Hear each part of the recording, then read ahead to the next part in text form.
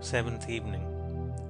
The teachings of Jesus brings men back to the simple truth that righteousness or right doing is entirely a matter of individual conduct and not a mystical something apart from a man's thoughts and deeds.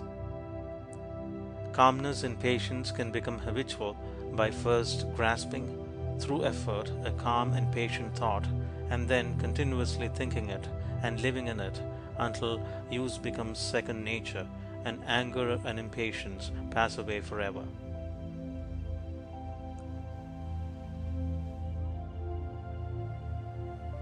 Seventh evening. The teachings of Jesus brings men back to the simple truth that righteousness or right doing is entirely a matter of individual conduct and not a mystical something apart from a man's thoughts and deeds.